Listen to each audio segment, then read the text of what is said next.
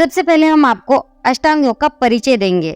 महर्षि पतंजलि ने अपने योग सूत्रों में योग तथा योगांगों के विभिन्न पहलुओं को क्रमबद्ध रूप से प्रतिपादित किया है, जिससे साधक भलीभांति अवगत हो सके और अपना सर्वांगीण विकास करते हुए अपने परम लक्ष्य को प्राप्त करने में समर्थ हो सके। अष्टांग योग साधकों के लिए महत्वपूर्ण और परम उपयोगी दर्शन है। इसमें अन्य दर्शनों की भांति खंडन मंडन के लिए युक्तिवाद का अवलंबन न करके सरलता पूर्वक बहुत ही कम शब्दों में योग के व्यवहारिक पहलू का निरूपण किया गया है। प्राचीन ऋषिमुनियों ने क्लेश, अतृप्ति, वासना इत्यादि को दूर करने के लिए जप, तप, भक्ति, कर्मकांड आदि मार्ग बताए। इन साधनों को अपनाकर व्यक्ति सुख सफलता प्राप्त कर सांसारिक जीवन को सुखमय बनाकर स्वर्ग की अभिलाषा भी रख सकता है, किंतु परमानंद की प्राप्ति, आत्मा का अंतिम लक्ष्य व सच्चा ज्ञान कैवल्य मोक्ष को प्राप्त करने के लिए इन साधनों से उच्च साधन की आवश्यकता है। इन उच्च साधनों को हम योग विद्या से प्राप्त कर सकते हैं, क्योंकि योग विद्या पूर्णतः क्रियात्मक है। योग के द्वारा मानव शारीरिक, मानसिक, सामाजिक और आध्यात्मिक लाभ प्राप्त करता है। योग द्वारा मानव इस संसार को अंदर तथा बाहर से देख परख और अनुभव करने योग्य बनता है। योग सूत्र आज से 2000 पूर्व महर्षि पतंजलि द्वारा निर्मित सूत्रों का संग्रह है, जिसकी प्रामाणिकता आज भी सिद्ध है। अन्य प्रकार के योग भी योग सूत्र पर आधारित है। इन सूत्रों से ज्ञानवर्धक के साथ साथ साधक स्वयं में परिवर्तन कैसे करे, मन को नियंत्रण में कैसे लाए, बंधनों पर विजय प्राप्त कर योग के लक्ष्य कैवल्य मोक्ष को कैसे प्राप्त करे, मनुष्य के जीवन में समस्त दुखों को दूर करने के लिए महर्षि पतंजलि ने अष्टांग योग का एक मार्ग दिया है, जिस पर चलकर हम जीवन को सुखमय बना सकते हैं। अष्टांग योग के ऊपर मैं जितना बताऊं उतना कम है। अष्टांग योग को 8 अलग अलग चरणों वाला मार्ग नहीं समझना चाहिए। यह 8 आयामों वाला एक मार्ग है, जिसमें 8 आयामों का अभ्यास एक साथ किया जाता है। योग के ये 8 अंग है: यम, नियम, आसन, प्राणायाम, प्रत्याहार, धारणा, ध्यान, समाधि। इनमें बहिरंग योग है यम, नियम, आसन, प्राणायाम, प्रत्याहार, और अंतरंग योग है धारणा, ध्यान, समाधि। अब आपको लगता होगा बहिरंग योग, अंतरंग योग यह क्या है? रुक जाओ, बताती हूँ। मगर वीडियो में आगे बढ़ने से पहले आपको अगर थोड़ा सा भी ज्ञान मिल रहा है तो ऐसा ही ज्ञान रोज पाने के लिए प्लीज वीडियो को एक लाइक और हमारे YouTube चैनल परमार्थ मार्ग को सब्सक्राइब जरूर कीजिए, क्योंकि हम आपको ऐसा ज्ञान देंगे जिसे सुनकर आपका जीवन पहले से अधिक खुशहाल बन जाएगा। चलिए आगे चलते हैं। बहिरंग योग का तात्पर्य है उन अभ्यासों से जिनका उद्देश्य बाहरी तौर पर मानव जीवन का परिशोधन करना है। इसके माध्यम से क्रमश सामाजिक, वैयक्तिक, शारीरिक, प्राणिक व इंद्रियगत शुद्धि करना संभव है, जिसमें यम, नियम, आसन, प्राणायाम तथा प्रत्याहार आते हैं। और अंतरंग योग का क्या तात्पर्य है? अंतरंग योग के अभ्यास में साधक का उद्देश्य आत्म जागृति व विवेक ख्याति की प्राप्ति है। बहिरंग योग और अंतरंग योग परस्पर आश्रित होते हैं। साधनों में साधकों को इन अंगों का संबंधित अभ्यास करते हुए आगे बढ़ना आवश्यक होता है। धारणा, ध्यान व समाधि, यह तीनों अंतरंग योग है। इन तीनों को महर्षि पतंजलि का संयम भी कहते हैं। अष्टांग योग के प्रथम अंग यम का क्या अर्थ है? यम से अभिप्राय है सामाजिक नियम व अनुशासन। यम को महाव्रत भी कहा जाता है। व्रत से तात्पर्य होता है शपथ के रूप में लिया गया संकल्प। इस प्रकार महाव्रत का अर्थ हुआ सर्वमान्य सार्वभौम व्रत, यानी ऐसा संकल्प जो हर समय, हर स्थान पर और हर देश में पालन करने योग्य है। योग मार्ग पर आगे बढ़ने के लिए यम नींव पत्थर के समान है। इसके पालन से ही योग की भव्य इमारत का निर्माण संभव हो पाता है। आइए यम के बारे में विस्तार से जानकारी प्राप्त करें। यम के 5 विभाग है: सत्य, अहिंसा, ब्रह्मचर्य, अस्तेय और अपरिग्रह। अपने व्यवहारिक जीवन में इन 5 व्रतों का अभ्यास किए बिना मन की शांति यह एकाग्रता संभव ही नहीं है।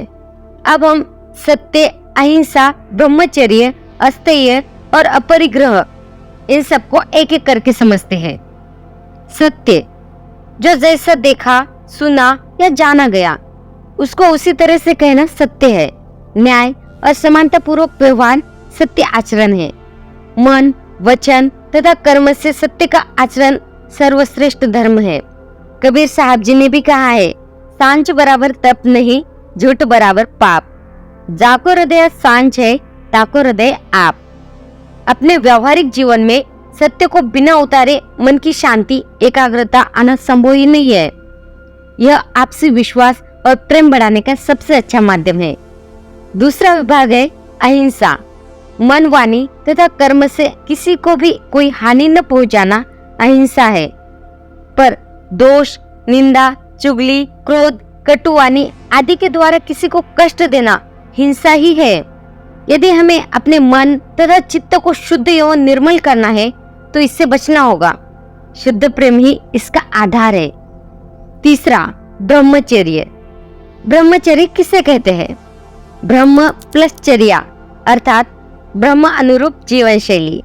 ब्रह्म सबसे बड़ी सत्ता को कहते हैं तथा चर्या का तात्पर्य रहना होता है। इस प्रकार ब्रह्मचर्य का अर्थ ब्रह्म में विचरना होता है, परंतु इसका व्यावहारिक अर्थ है तमाम विषयों पर रोक। पांचों ज्ञानेंद्रियों, पांचों कर्मेंद्रियों और 4 अंतःकरण पर नियंत्रण रखना ब्रह्मचर्य कहलाता है। 5 ज्ञानेंद्रियां कौन सी है? ज्ञानेंद्रियां मनुष्य के देखने, सुनने, स्वाद चखने और ताप और शीत का अनुभव करने के काम आती है। मनुष्य के शरीर में आँख, नाक, जीभ, त्वचा और कान ज्ञानेंद्रियां होती है। 5 कर्मेंद्रियां कौन सी है? मुख, हाथ, पैर, मल द्वार तथा जनेंद्रिय है, जो क्रमश बोलने, ग्रहण करने, चलने, मल त्यागने तथा संतानोत्पादन का कार्य करने वाली इंद्रियों को कर्मेंद्रियां कहते हैं। और 4 अंतःकरण कौन से है? मन, बुद्धि, चित्त और अहंकार, ये 4 अंतःकरण है। जब संकल्प विकल्प होते हैं, सोचा विचारी होती है, तब उस चेतन वृत्ति को मन कहते हैं। जब कई यादों के संग्रह के रूप में देखा जाता है, तब उसे चित्त कहते हैं। जब निर्णय करना उस चेतन वृत्ति का काम होता है, तब उसे बुद्धि की संज्ञा दी जाती है। जब मैं भाव के रूप में इसका उपयोग होता है, तब इसका नाम अहंकार पड़ जाता है। गहराई से देखा जाए तो एक ही चेतन वृत्ति है, स्पंदन है, पर कार्य के आधार पर उसके 4 नाम मन, बुद्धि, चित्त, अहंकार है। इन सभी पर नियंत्रण रखने वाला ही मनुष्य या स्त्री ब्रह्मचारी कहलाता या कहलाती है। चौथा विभाग है अस्तेय। अस्तेय का अर्थ है चोरी न करना। किसी दूसरे व्यक्ति की वस्तु को मन, वाणी या कर्म से अपना बनाने का प्रयास करना चोरी है।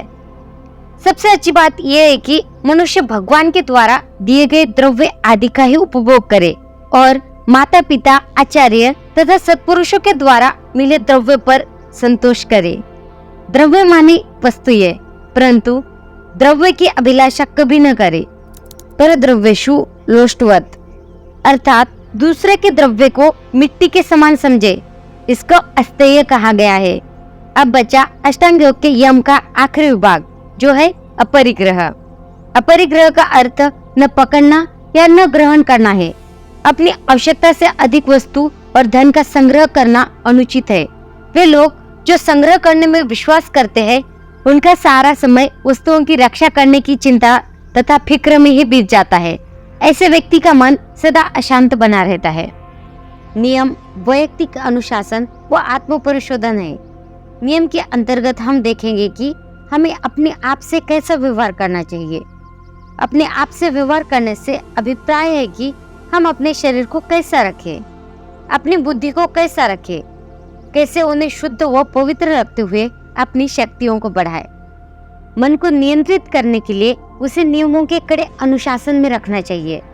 महर्षि पतंजलि ने 5 प्रकार के नियम बताए हैं। इन नियमों को सही प्रकार से निभाते हुए आप जीवन को सही रूप से सुखमय बना सकते हैं। अष्टांग योग के अंग नियम में 5 विभाग है और वह है शौच, तप, संतोष, स्वाध्याय तथा ईश्वर प्रणिधानी। अब हम इन पांचों को एक एक करके समझते हैं, मगर उससे पहले प्लीज वीडियो को एक लाइक और परमार्थ मार्ग यूट्यूब चैनल पर पहली बार आए हो तो सब्सक्राइब जरूर कर लीजिए, ताकि ऐसा ज्ञान आपको रोज मिल सके। तो चलिए आगे चलते हैं। नियम का पहला विभाग है शौच। शौच से अभिप्राय है शुद्धता, पवित्रता। इसे दो भागों में बांटा जा सकता है, एक बाह्य शुद्धि, दूसरा आंतरिक शुद्धि। बाह्य शुद्धि किससे कहते हैं? बाह्य शुद्धि में बाहर की वस्तुएं, बाहर का वातावरण, हमारा शरीर और रहन इत्यादि आ जाता है, जैसे मिट्टी, साबुन, जल आदि द्वारा शरीर के अंगों, साधना स्थल व वस्त्र आदि की शुद्धि करना, सात्विक आहार युक्त भोजन करना, यौगिक क्रियाओं द्वारा शरीर को निरोगी रखना बाह्य शुद्धि है। बाह्य के साथ साथ आंतरिक शुद्धि, जिसे हम अनदेखा करते रहते हैं, इसका भी बड़ा महत्व है। आंतरिक शुद्धता से अभिप्राय है मन की स्वच्छता, यानी हमारे मन में दूसरों के प्रति ईर्ष्या द्वेष न हो, हम स्वार्थी या विषयों के प्रति लालयित न बने रहे। अहंकार, ममता, राग, द्वेष, ईर्ष्या, भय आदि दुर्गुणों की जगह मैत्री, करुणा, नम्रता, सदाचार, मुदिता व उपेक्षा का पालन करना आंतरिक शुद्धि है। बाह्य शुद्धि और आंतरिक शुद्धि ये शौच के नियमों को दर्शाता है। तप किससे कहते हैं? मन और इंद्रियों के संयम रूप धर्म पालन करने के लिए कष्ट सहना तथा व्रत आदि का अनुष्ठान करते रहना ही तप कहलाता है। इन सबको मैं थोड़ा खुलकर बताती हूँ। निर्धारित समय मर्यादा का उपवास करना तप है। भूख के प्रमाण से कम भोजन करना अर्थात एकासना, बियासना आदि व्रतों से मनोनिग्रह करना तप है। तप के लिए आहार पदार्थों को कम संख्या या मर्यादा में ग्रहण करना तप है। जिस भोजन में जुबान को रस आता है, जैसे घी, दूध, मिठाई, तीखा, चटपटा, इन सब का त्याग तप कहलाता है। आत्मदर्शी महापुरुषों का, गुरुजनों का, विशेष विद्वानों का यथायोग्य सत्कार करना, शरीर शुद्धि और स्वभाव में सरलता रखना तप है।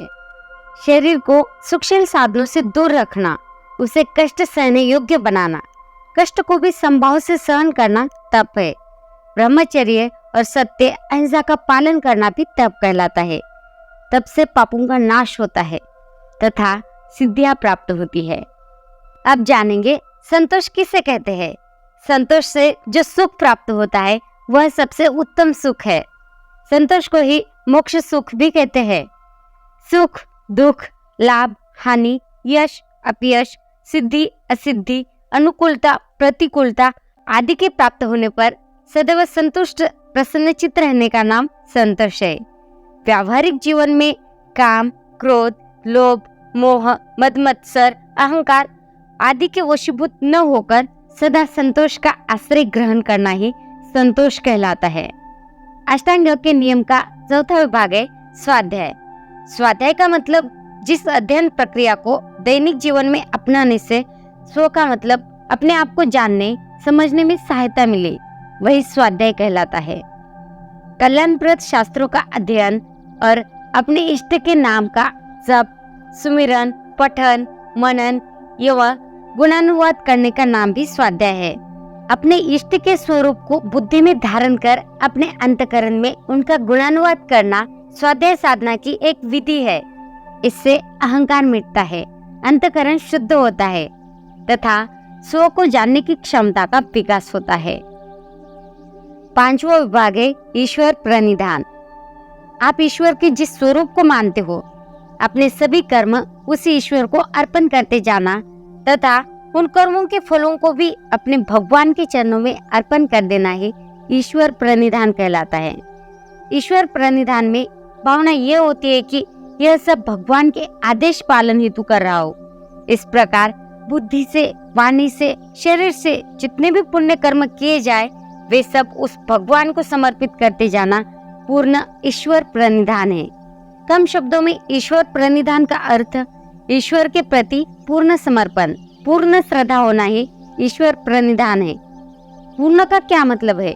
हर क्षण, हर क्रिया, तन मन धन से सर्वस्व प्रभु को समर्पित करना पूर्ण है। सबसे पहले हम जानेंगे आसन किससे कहते हैं। मनुष्य जीवन में शरीर की ऐसी स्थिति जिसमें सुविधापूर्वक एकाग्र और स्थिर होकर बैठने को आसन कहा जाता है। आसन का शाब्दिक अर्थ है विशेष प्रकार से बैठना। मुख्य रूप से आसन दो तरह के होते हैं, गतिशील आसन और स्थिर आसन। गतिशील आसन वे आसन जिनमें शरीर शक्ति के साथ गतिशील रहता है। स्थिर आसन वे आसन जिनमें अभ्यास को शरीर में बहुत ही कम या बिना गति के किया जाता है। आसनों के नियमित अभ्यास से चित्त स्थिर होता है एवं शरीर और उसके अंगों को दृढ़ता मिलती है। माना जाता है कि भगवान शिव ने 84 प्रकार के योग आसन बताए थे। योग की कई किताबों में इतने आसनों का जिक्र मिलता है। सुखपूर्वक स्थिरता से बहुत समय तक एक ही शारीरिक स्थिति में बैठे रहने का नाम आसन है। इस सूत्र में मुख्यतः ध्यानात्मक आसन की बात कही गई है। कम से कम 1 प्रहर मतलब 3 घंटे के समय तक एक आसन में सुखपूर्वक स्थिर और अचल भाव से बैठने को आसन सिद्धि कहते हैं। आसन विशेष प्रकार की शारीरिक मुद्राएं है जो मन और शरीर को स्थैतिक खिंचाव के द्वारा स्थिरता प्रदान करती है। इनका उद्देश्य तंत्रिका पेशीय खिंचाव और साधारण पेशीय तान में उचित सामंजस्य स्थापित करना है। आसनों को करने के 2 मूलभूत सिद्धांत है, सुखानुभूति और स्थिरता। इसका तात्पर्य है कि आसनों की प्रवृत्ति केवल शारीरिक न होकर मनोशारीरिक है। प्रत्येक आसन सहजता के साथ क्षमतानुसार करना चाहिए। शारीरिक, मानसिक तथा आत्मिक स्वास्थ्य लाभ करने के लिए योगासन अत्यंत उपयोगी है। शारीरिक क्षमता एवं लचक को बढ़ाने के लिए उपयोगी आसनों का अभ्यास करना भी उचित बताया गया है। योगासनों द्वारा शारीरिक नियंत्रण आसन शरीर को साधने का तरीका है। पतंजलि योग सूत्रों में आसनों के नाम का उल्लेख नहीं है, परंतु बाद के विचारकों ने अनेक आसनों की कल्पना की है। वस्तुतः आसन हठयोग का मुख्य विषय है। इनका वर्णन हठयोग प्रदीपिका, गैरंड संहिता तथा योग सुखोपनिषद में विस्तार से किया गया है। अब हम जानेंगे आसन से हमें क्या क्या लाभ मिलता है। आसन के लाभ। योगासन के द्वारा शारीरिक ढांचे व उसमें अंतर्निहित संपूर्ण मांसपेशियों का व्यायाम होता है। शरीर सुंदर, स्वस्थ, सुडौल तथा लचीला बन जाता है। मांसपेशियों में अपूर्व बल आता है। अधिक से अधिक कार्य करने पर भी थकावट नहीं होती। आसनों के नियमित अभ्यास से सभी नस नाड़ियों में रक्त का संचार आसानी से होने लगता है। शरीर को ऊर्जा मिलती है जिससे व्यक्ति तनाव मुक्त, व्याधि मुक्त, कष्ट मुक्त होकर श्रेष्ठ जीवन व्यतीत कर सकता है। और सबसे महत्वपूर्ण लाभ यह है कि हमें आसन करने से ब्रह्मचर्य का पालन करने में आसानी होती है। प्राणायाम क्या है? प्राणायाम से क्या क्या लाभ होते हैं? प्राणायाम कितने प्रकार के हैं? प्राणायाम कब करना चाहिए? प्राणायाम का सही क्रम क्या है? प्राणायाम करते समय क्या क्या सावधानियां रखनी चाहिए? प्राणायाम का असर कितने दिन में दिखता है? प्राणायाम के कुछ प्रमुख प्रकार। आपको प्राणायाम कैसे करना चाहिए? प्राणायाम करने के लिए कैसे बैठे? एक एक करके इस सब की जानकारी हम इस वीडियो में आपको देंगे। तो मैं आपसे रिक्वेस्ट करती हूँ बिना स्किप किए वीडियो को अंत तक देखिए, वरना आपको आधा अधूरा ज्ञान मिलेगा। आधा अधूरा ज्ञान किसी काम का नहीं होता। तो चलिए वीडियो शुरू करते हैं। सबसे पहले हम जानेंगे प्राणायाम क्या है। प्राणायाम एक नियंत्रण है श्वास का। प्राण श्वास है। सूक्ष्म स्तर पर प्राण ऊर्जा आर का प्रतिनिधित्व करता है। जिम्मेदार ई जीवन या जीवन शक्ति के लिए, और आयाम का अर्थ है नियंत्रण। तो यहाँ पर प्राणायाम का अर्थ है श्वास पर नियंत्रण करना ही है। प्राण 5 प्रकार के होते हैं। प्राण, अपान, व्यान, उदान और समान है। इनमें से प्राण और अपान सबसे महत्वपूर्ण है। प्राण ऊपर की ओर बहने वाला है और अपान नीचे की ओर बहने वाला है। प्राणायाम से प्राणों की गतिविधियों में संतुलन होता है, जिसके परिणाम स्वरूप शरीर स्वस्थ होता है। प्राणायाम में श्वास अंदर लेना, पूरक, अंदर रोकना, कुंभक तथा बाहर निकालना जैसे कि प्राणायाम की 3 अवस्थाएं हैं।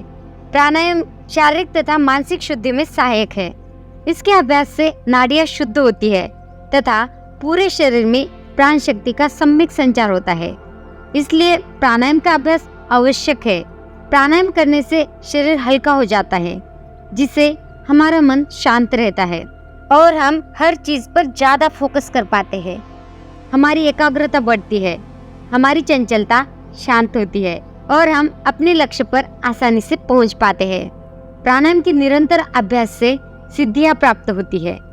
प्राणायाम का योग में बहुत महत्व है। आदि शंकराचार्य श्वेताश्वतर उपनिषद पर अपने भाष्य में कहते हैं, प्राणायाम के द्वारा जिस मन का मैल धुल गया है वही मन ब्रह्म में स्थिर होता है।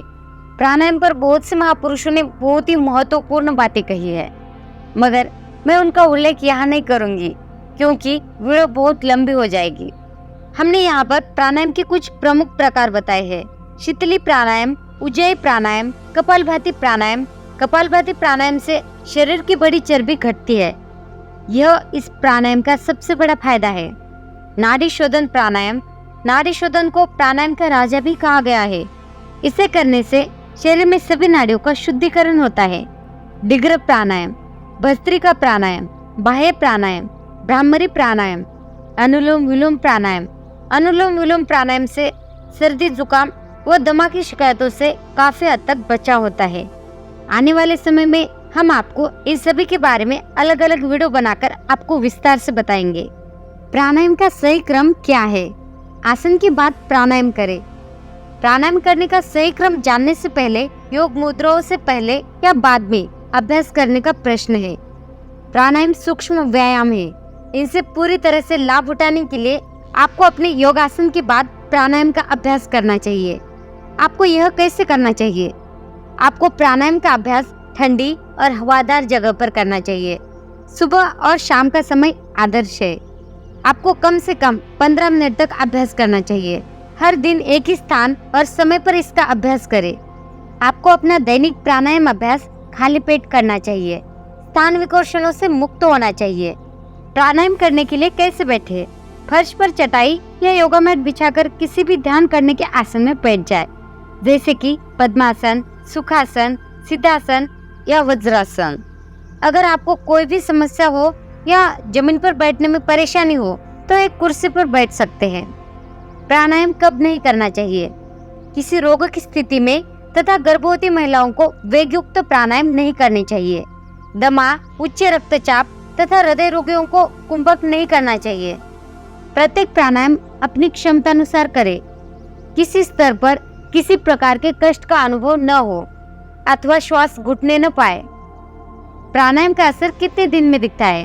5 मिनट के योगासन के बाद 10 मिनट का प्राणायाम करें। बाद में इसे क्षमता अनुसार बढ़ा सकते हैं। योग विशेषज्ञ से बात करके अपने शरीर के अनुसार इसका समय भी तय कर सकते हैं।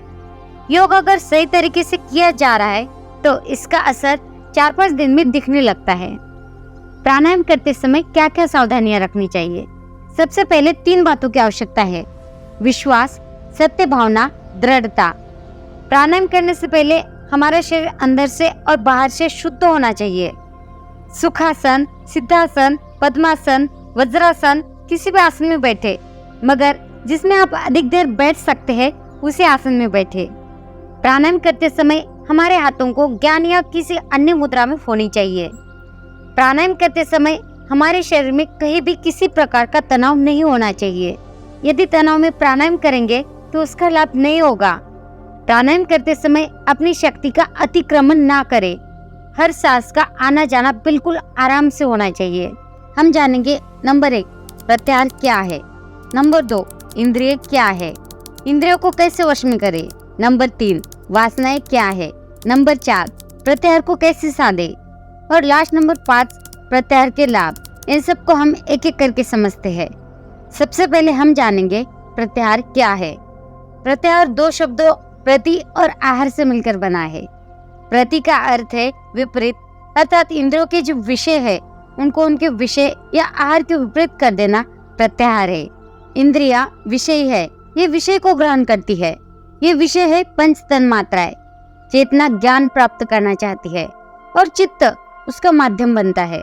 विषय अधिक होने पर चित्त उसमें भटक जाता है और यह ज्ञान इंद्रियों से प्राप्त होता है। जब इंद्रिया विषयों को छोड़कर विपरीत दिशा में मुड़ती है तो प्रत्याहार होता है, अर्थात इंद्रियों की बहिर्मुखता का अंतर्मुख होना ही प्रत्याहार है। योग के उच्च अंगों के लिए अर्थात धारणा, ध्यान तथा समाधि के लिए प्रत्याहार का होना आवश्यक है। हमारी 5 ज्ञानेंद्रियां आँख, कान, नाक, जीवा और त्वचा, इन सब की 5 तन्मात्राएं हैं। शब्द, स्पर्श, रूप, रस, गंध। कुछ प्राणी हैं जिनमें यह दुर्गुण ज्यादा है। हिरण, हाथी, पतंगा, मछली और काली मधुमक्खी, ये पांचों 5 इंद्रियों में से किसी एक से बंधे होकर मर गए हैं। शब्द, स्पर्श, रस आदि अपनी आसक्ति से मृत्यु को प्राप्त हो गए हैं। यह सारे प्राणी कैसे अपनी आसक्ति से मृत्यु को प्राप्त हुए, यह जानना चाहते हो तो वह वीडियो आपको डिस्क्रिप्शन बॉक्स में मिल जाएगी। एक दुर्गुण के कारण उनकी मृत्यु होती है, तो फिर उस मनुष्य का क्या होगा जो इन 5 से जुड़ा हुआ है। यह 5 दुर्गुण जीवात्मा को इस मायाजाल में फंसा कर ही रखते हैं।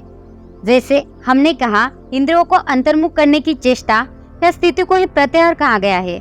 इंद्रियों की 5 संवेदनाएं है, वो है शब्द, स्पर्श, रूप, रस, गंध। आंख देखती है, कान सुनते हैं, नाक सूंघती है, जीभ स्वाद लेती है और त्वचा से स्पर्श का अनुभव होता है। जब हम इन 5 इंद्रियों के माध्यम से अपनी इच्छाओं की पूर्ति करते हैं तो इच्छाएं और बलवान होने लगती है, क्योंकि असलियत में इच्छा हमारा मन ही करता है। मन ही देखना, सुनना और स्पर्श करना चाहता है। इंद्रियां तो सिर्फ माध्यम है। 5 इंद्रियों द्वारा व्यक्ति अपनी वासनाओं की पूर्ति करता रहता है। असल में इंद्रियां बाहरी नॉलेज का माध्यम होती है, जिसके द्वारा हम सुरक्षा और सुविधा से जी सके। लेकिन व्यक्ति जब उन 5 इंद्रियों का दुरुपयोग करना शुरू करता है तो संपूर्ण ऊर्जा बाहर की ओर बहने लगती है और बार बार ऐसा करने से शरीर और मस्तिष्क का हरण होता रहता है। ऊर्जा के बाहरी गमन को रोककर उसे भीतर की ओर मोड़ देना ही प्रत्याहार कहलाता है। प्रत्याहार में हम अपनी इंद्रियों को साधते हैं, अर्थात जब इंद्रियों की जरूरत होती है तब इनका प्रयोग करते हैं, अन्यथा इन्हें शांत रखते हैं। ऊर्जा के इस बाहरी गमन को रोकने के लिए सर्वप्रथम मन को साधना होता है, क्योंकि ये इंद्रियां मन की इच्छा वासनाएं पूरी करते करते कमजोर हो जाती है। प्रत्याहार में हम इंद्रियों के स्वामी बनने का प्रयास करते हैं। फिलहाल तो मन और इंद्रियां हमें चलाते हैं, फिर जब हम इसे साधते हैं तो इंद्रियां और मन के स्वामी बनकर हम इन्हें चलाते हैं। अब हम जानेंगे वासनाएं क्या है। वासना की जड़ में मानव का मन होता है। जब संसार की वस्तुओं को मन इंद्रियों द्वारा आकर्षित होकर अनुभव भोगता है तो उससे उसे सुख मिलता है। इस सुख के भाव का चित्रण चित्त में अंकित हो जाता है। इसी सुख को बार बार भोगने के भाव को वासना कहा जाता है। मन उसी चित्रण को बार बार ध्यान करता है। यदि मन को भौतिक रूप से न मिल पाए तो मानसिक रूप से सुख लेने लगता है। काम, क्रोध, लोभ, मोह, यह तो मोटे मोटे नाम हैं, लेकिन व्यक्ति उन कई बाहरी बातों में रहता है जो आज के आधुनिक समाज की उपज है। जैसे शराब पीना, अति भोजन जिसमें मांस भक्षण के प्रति आसक्ति, फिल्म देखना, फालतू की बकवास सुनना तथा करना और अत्यधिक शोरपूर्ण संगीत, महत्वाकांक्षाओं की अंधी दौड़ और ऐसे अनेक बातें, जिससे कि 5 इंद्रियों पर अधिक भार पड़ता है और अंततः वह समय पूर्व निढाल होकर बीमारियों की चपेट में आ जाती है। अब हम आपको बताएंगे प्रत्याहार को कैसे साधे। इंद्रियों को भोगों से दूर करने तथा इंद्रियों के रुख को भीतर की ओर मोड़कर स्थिर रखने के लिए प्राणायाम का अभ्यास करना चाहिए। प्राणायाम के अभ्यास से इंद्रियां स्थिर हो जाती है, सभी विषय समाप्त हो जाते हैं। अंततः प्राणायाम के अभ्यास से प्रत्याहार की स्थिति अपने आप बनने लगती है। दूसरा उपाय है रोज सुबह और शाम 5 से 30 मिनट का ध्यान। इन सब के बावजूद यदि आपके भीतर संकल्प है तो आप संकल्प मात्र से ही प्रत्याहार की स्थिति में हो सकते हैं। हालांकि प्रत्याहार को साधने के हठ योग में कई तरीके बताए गए हैं। अब जानते हैं प्रत्याहार से हमें क्या क्या लाभ होते हैं। यम, नियम, आसन और प्राणायाम को साधने से प्रत्याहार स्वतः ही सज जाता है। इसके साधने से व्यक्ति का एनर्जी लेवल बढ़ता है। पवित्रता के कारण ओज में निखार आता है। किसी भी प्रकार के रोग शरीर और मन के पास भटकते तक नहीं है। आत्मविश्वास और विचार क्षमता बढ़ जाती है, जिससे धारणा सिद्धि में सहयोग मिलता है। खासकर यह अनंत में छलांग लगाने के लिए स्वयं के तैयार होने की स्थिति है। धारणा शब्द धृ धातु से बना है। इसका अर्थ होता है संभालना, थामना या सहारा देना। योग दर्शन के अनुसार देशबंध चित्त से धारणा अर्थात किसी स्थान, मन के भीतर या बाहर विशेष पर चित्तों को स्थिर करने का नाम धारणा है। आशय यह है कि यम, नियम, आसन, प्राणायाम और प्रत्याहार द्वारा इंद्रियों को उनके विषय से हटाकर चित्त में स्थिर किया जाता है। स्थिर हुए चित्त को एक स्थान पर रोक लेना ही धारणा है।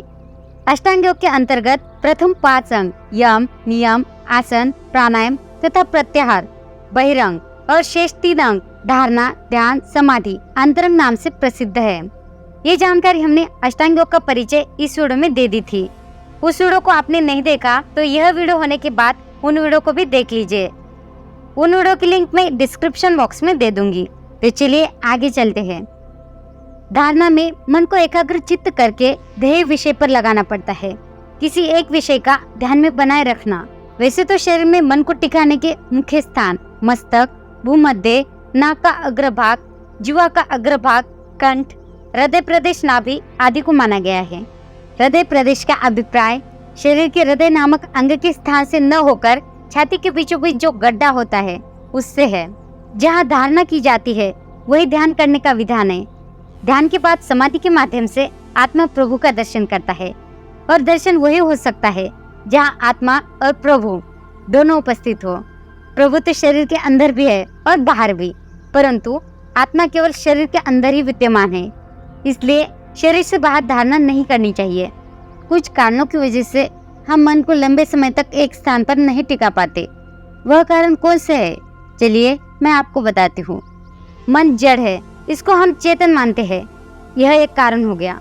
दूसरा कारण हमारे भोजन में सात्विकता की कमी। तीसरा कारण संसारिक पदार्थों व संसारिक संबंधों में मोह रहना। चौथा कारण ईश्वर कण कण में व्याप्त है, इस चीज को भूलना। पांचवा कारण बार बार मन को टिका कर रखने का संकल्प नहीं करना। और छठा कारण मन के शांत भाव को भुलाकर उसे चंचल मानना। योग साधक बिना धारणा बनाए ध्यान करते रहते हैं, जिससे मन की स्थिरता नहीं बन पाने से भी भटकाव अधिक होने लगता है। जितनी मात्रा में हमने योग के पहले 5 अंगों को सिद्ध किया होता है, उसी अनुपात हमें धारणा में सफलता मिलती है। धारणा के महत्व व आवश्यकता को मैं एक उदाहरण देकर आपको समझाने का प्रयास करूंगी। जिस तरह किसी लक्ष्य पर बंदूक से निशाना साधने के लिए बंदूक की स्थिरता परम आवश्यक है, ठीक उसी तरह ईश्वर पर निशाना लगाना मतलब ईश्वर को पाने के लिए हमारे मन को एक स्थान पर टिका देना अति आवश्यक है। धारणा और प्रत्याहार एक ही पहलू के आवश्यक अंग है। किसी चीज पर ध्यान केंद्रित करने के लिए हमें अपने इंद्रियों को वापस लेना होगा, ताकि सारा ध्यान एकाग्रता से उस बिंदु पर हो। अपनी इंद्रियों को अंदर खींचने के लिए हमें ध्यान केंद्रित करना चाहिए और ध्यान पूर्वक ध्यान केंद्रित करना चाहिए। ध्यान क्या है? ध्यान कैसे करें? ध्यान से हमें क्या क्या लाभ हो सकते हैं? इस सब की जानकारी हम इस वीडियो में बताएंगे। सबसे पहले हम जानते हैं ध्यान क्या है। ध्यान का विवरण थोड़ा लंबा हो सकता है, मगर यह ज्ञानवर्धक होगा। ध्यान अष्टांग योग का 7वां अंग है। ध्यान का अर्थ किसी भी एक विषय को धारण करके उसमें मन को एकाग्र करना होता है। मानसिक शांति, एकाग्रता, दृढ़ मनोबल, ईश्वर का अनुसंधान, मन को निर्विचार करना, मन पर काबू पाना जैसे कई उद्देश्यों के साथ ध्यान किया जाता है। ध्यान का प्रयोग भारत में प्राचीन काल से किया जाता है। जहाँ चित्त को लगाया जाए उसमें वृत्ति का एकतार चलना ध्यान है। धारणा का अर्थ चित्त को एक जगह लाना या ठहराना है, लेकिन ध्यान का अर्थ है जहाँ भी चित्त ठहरा हुआ है उसमें वृत्ति का एकतार चलना ध्यान है। सदा निर्विचार की दशा में रहना ही ध्यान है। योग सम्मत ध्यान से इस सामान्य ध्यान में बड़ा अंतर है। पहला दीर्घकालिक अभ्यास की शक्ति के उपयोग द्वारा आध्यात्मिक लक्ष्य की ओर प्रेरित होता है, जबकि दूसरे का लक्ष्य भौतिक होता है। कुछ भारतीय विद्वान योग सम्मत ध्यान को सामान्य ध्यान की ही एक चरम विकसित अवस्था मानते हैं। एकमात्र ध्यान ही ऐसा तत्व है कि उसे साधने से सभी स्वतः ही सधने लगते हैं, लेकिन योग के अन्य अंगों पर यह नियम लागू नहीं होता। ध्यान 2 दुनिया के बीच खड़े होने की स्थिति है। अब जानते हैं ध्यान कब करना चाहिए, कैसे करना चाहिए। ध्यान करने के लिए व्यक्ति की रुचि के अनुसार अनेक प्रकार की पद्धतियां बताई गई है। ध्यान करने के लिए साधक को पद्मासन, सिद्धासन अथवा सुखासन में बैठा जाना चाहिए। शांत और चित्त को प्रसन्न करने वाला स्थान ध्यान के लिए अनुकूल है। रात्रि, प्रातःकाल या संध्या का समय भी ध्यान के लिए अनुकूल है। ध्यान के साथ मन को एकाग्र करने के लिए प्राणायाम, नाम स्मरण, जप, त्राटक का भी सहारा लिया जा सकता है। ध्यान में हृदय पर ध्यान केंद्रित करना, ललाट के बीच अग्रभाग में ध्यान केंद्रित करना, श्वास उच्चवास की क्रिया पे ध्यान केंद्रित करना, इष्ट देव या गुरु की धारणा करके उसमें ध्यान केंद्रित करना, मन को निर्विचार करना, आत्मा पे ध्यान केंद्रित करना जैसी कई पद्धतियां हैं। ध्यान के साथ प्रार्थना भी कर सकते हैं। साधक अपने गुरु के मार्गदर्शन और अपनी रुचि के अनुसार कोई भी पद्धति अपनाकर ध्यान कर सकता है। ध्यान का अभ्यास आगे बढ़ने के साथ मन शांत हो जाता है, जिसको योग की भाषा में चित्त शुद्धि कहा जाता है। ध्यान में साधक अपने शरीर वातावरण को भी भूल जाता है और समय का भान भी नहीं रहता। उसके बाद समाधि दशा की प्राप्ति होती है। योग ग्रंथों के अनुसार ध्यान से कुंडलिनी शक्ति को जागृत किया जा सकता है और साधक को कई प्रकार की शक्तियां प्राप्त होती है। पतंजलि योग में मुख्य 8 प्रकार की शक्तियों का वर्णन किया गया है। अब जानते हैं ध्यान कैसे काम करता है। हमारे शरीर में चेतना सहज उपस्थित रहती है। वह पैरों की उंगलियों से लेकर सिर के ब्रह्मरंध्र में सहज गतिशील रहती है और आपको लगातार अपनी उपस्थिति से प्रभावित करती रहती है। एक चित्त यानी इस व्याप्त चेतना को देखना यही ध्यान होता है। अगर साधक यह कर पाएगा तब भी यह अपने आप में बड़ी उपलब्धि है। साथ ही यह समझना भी जरूरी है कि यह सभी चीजें बिना किसी प्रयास सहजता से होनी चाहिए, अर्थात यह प्रयत्न रहित प्रयत्न होना चाहिए। मनुष्य की रीढ़ की हड्डी में शरीर के साथ साथ 7 सूक्ष्म चक्र भी होते हैं। आध्यात्मिक साधना में यह चक्र अति महत्वपूर्ण है। ये चक्र शरीर के विभिन्न अंगों से जुड़े होते हैं। वास्तव में शरीर संपूर्ण प्राणमय या विद्युतमय भी है, बिल्कुल हमारे घर की बिजली की तरह। जब शरीर बीमार पड़ता है, इसका मतलब शरीर में प्राण ऊर्जा कम हो गई है। तब हम ध्यान साधना करके अपने अंदर प्राण ऊर्जा भर के स्वस्थ हो सकते हैं। या फिर कोई शक्ति संपन्न व्यक्ति प्राण चिकित्सक अपनी प्राण ऊर्जा बीमार को देता है, तब बीमार आदमी धीरे धीरे सहज स्वस्थ होता जाता है। इसे प्राण चिकित्सा कहते हैं। आमतौर पर पानी ढलान की तरफ सहज बहता है। प्राण भी इसी सिद्धांत पर काम करता है। हम प्राण से भरे समुद्र में रहते हैं। जिस पात्र की प्राण ग्रहण करने की मूलभूत क्षमता ज्यादा है, वह ब्रह्मांड स्थित प्राण से अधिकाधिक प्राण ग्रहण करके जीवन जी सकता है। ऐसे व्यक्ति का स्वास्थ्य अच्छा रहता है। जो लोग नियमित रूप से ध्यानाभ्यास और योग करते हैं, वह इस ब्रह्मांड स्थित प्राण के समुद्र से अधिक प्राण सहजता से ग्रहण करके स्वस्थ जीवन जी सकते हैं। अब जानते हैं ध्यान से हमें क्या क्या लाभ होते हैं। आत्मज्ञान की प्राप्ति। ध्यान से हमें अपने जीवन का उद्देश्य समझने में सहायता मिलती है। इसी तरह किसी कार्य का उद्देश्य एवं महत्ता का सही ज्ञान हो पाता है। तनाव रहित जीवन। जो निरंतर तनाव में रहता है, जो लगातार अवसाद में रहता है, उसको अवसाद से बाहर निकालकर सभी प्रकार की समस्याओं से लड़ने के लिए प्रेरणा और शक्ति यह ध्यान साधना प्रदान करती है। वैसे तो ध्यान के अनगिनत लाभ है, मगर यहाँ पर हमने 2 ही लाभ बताए हैं। यदि व्यक्ति नियमित रूप से ध्यान करता है तो उसकी सभी परेशानियां दूर हो सकती है, पर उसे ध्यान की सही तरीके को समझना और उसे नियमित रूप से अमल में लाना जरूरी है। इस वीडियो में हम जानेंगे समाधि किससे कहते हैं, समाधि कैसे प्रारंभ की जाती है, समाधि कितने प्रकार की होती है और मोक्ष क्यों जरूरी है। इन सभी को हम एक एक करके समझेंगे। सबसे पहले हम जानेंगे समाधि किससे कहते हैं। जब व्यक्ति प्राणायाम प्रत्याहार को साधते हुए धारणा व ध्यान का अभ्यास पूर्ण कर लेता है, तब वह समाधि के योग्य बन जाता है। ध्यान की उच्च अवस्था को समाधि कहते हैं। हिंदू, जैन, बौद्ध तथा योगी आदि सभी धर्मों में इसका महत्व बताया गया है। जब साधक ध्येय वस्तु मतलब ईश्वर या अपने आराध्य के ध्यान में पूरी तरह से डूब जाता है और उसे अपने अस्तित्व का ज्ञान नहीं रहता, तो उसे समाधि कहा जाता है। मैं आपको यहाँ पर थोड़ा खुलकर बताना चाहूंगी। अस्तित्व का ज्ञान नहीं रहता मतलब समाधि लगाने वाले व्यक्ति को शब्द, स्पर्श, रूप, रस एवं गंध इन 5 विषयों की इच्छा न रहना, उसे भूख, प्यास, सर्दी, गर्मी आदि का आभास भी नहीं होता। इसी दशा को अस्तित्व का ज्ञान न रहना कहा जाता है। ऐसा व्यक्ति शक्ति संपन्न बनकर अमरत्व को प्राप्त कर लेता है। उसका जन्म मरण का चक्र समाप्त हो जाता है। यहाँ पर मैं समाधि का और एक उदाहरण आपको बताऊंगी, क्योंकि समाधि या ध्यान के कई महापुरुषों ने अपने अपने विचारों और तर्क से अलग अलग उदाहरण दिए हैं। समाधि वह अवस्था है जहाँ साधक चेतना के उस बिंदु पर पहुँचता है जिससे परे कोई चेतना नहीं होती। यह चेतना का गहनतम स्तर है। जहाँ व्यक्तित्व का बोध तो समाप्त हो जाता है, पर अंतर्बोध व सर्वबोध की शुरुआत हो जाती है। यह अपने प्रति जागरूक होने की वह उच्च अवस्था है जहाँ साधक का मन भी कार्य नहीं करता और वह परम शून्य की अवस्था को प्राप्त कर लेता है। जैसे अग्नि के बीच कोयला डालने पर वह भी अग्नि रूप हो जाता है।